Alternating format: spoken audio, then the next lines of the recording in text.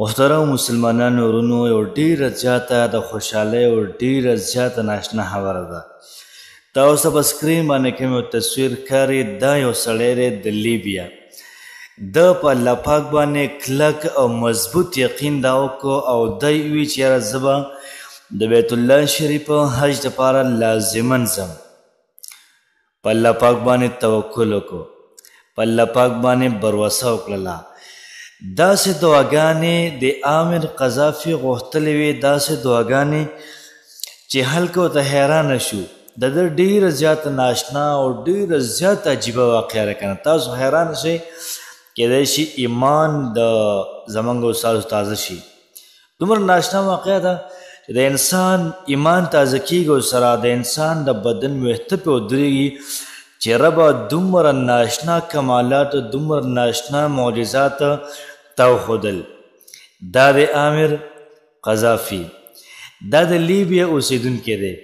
د بیت الله شریف د حج اراده یې وکړله چې زه به دا پیره 2025 کې لازما حج کوم، او داسې دعاګانې کړې وې، داسې دعاګانې، دومره ناشنا دعاګانې چې په الله پاک ځان قبول کړی. محترمو، موږ مونځونه کوو، زموږ مونځ ګډوډ دی، موږ ذکر کوو، زموږ ذکر ګډوډ دی، موږ وظیفه کوو، هغه شان جان پکې نشته دی.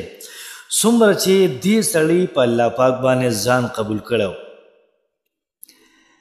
رالی ایرپورټ ته، او په ایرپورټ کې کوم ځای کې چې هلکه کینی انتظارګاه چې ته ویل کېږي، هلته کېناستم، جهاز ډک شو. جهاز د نوم کې لږه څه مسله وه، د نوم د وجې نه ده ته ویل موږ ته په جهاز کې نشو کېنولی.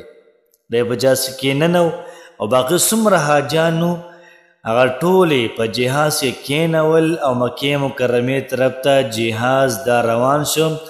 عامر قذافي ته هلکه وي چې په ارام کېنه یار، یې لاړ شه واپس خپل وطن ته، واپس لاړ شه کور ته لاړ شه. ته حج د بیت الله شریف نشي کولی.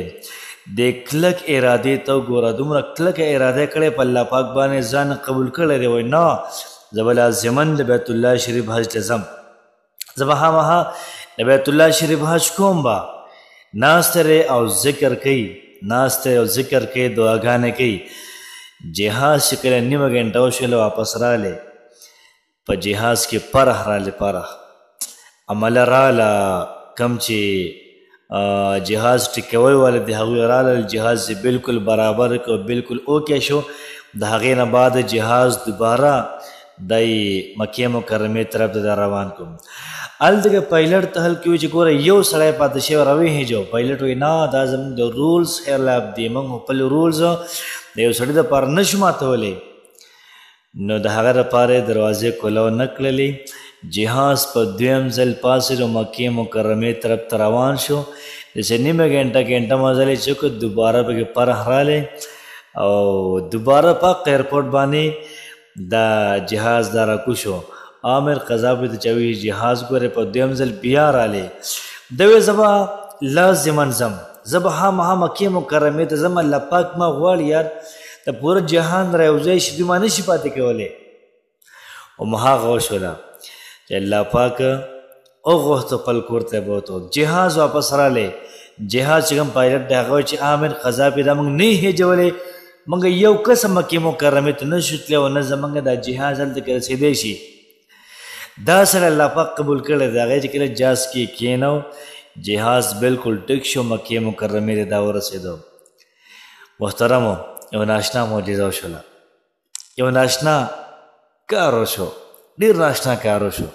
الله پاک خپل قدرت ښیي چې تی خو نه بوځې، زه بوځم او پته یې په زوره بوځم. لکه څنګه چې فرعون وایي چې یاره موسی علیه السلام به نه پیدا کېږي، الله پاک وایي پیدا کوم بیا او پتا به یې ساتم، پتا به یې غټوم. موسی علیه السلام پیدا هم شو او په فرعون باندې غټم کو.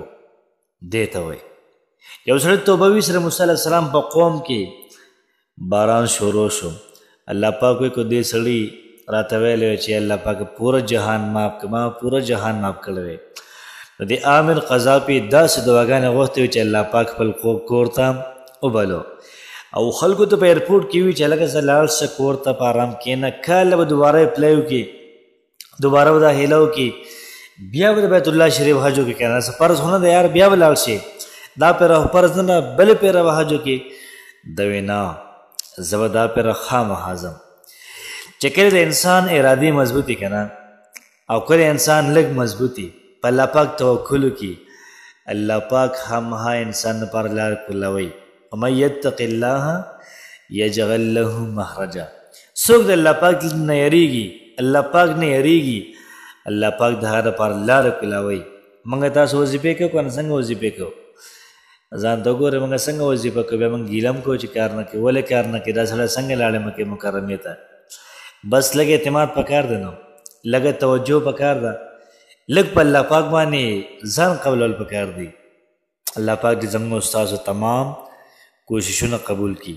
الله پاک دې زموږ استاسو تمام وظایف دا قبول کړي او دغه شان اراده د الله پاک موږ تاسو ټول راکړي چې موږ بار بار مکې مکرمې ته او بار بار مدینې منورې ته الله پاک وغواړي او هغه ځایونو کې چې وګرځو کوم ځای کې نبي کریم صلی الله علیه و وسلم ګرځېدلی صحابه کرام ګرځېدلي او دغه رنګې د الله پاک نیازبین پیغمبران ګرځېدلي او فرشتې ګرځېدلي دي الله پاک زموږ تاسو ټول بار بار مکې مکرمې ته او مدینې منورې ته بوځي الله پاک مو خوشحاله آباد ساته السلام علیکم ورحمة الله وبرکاته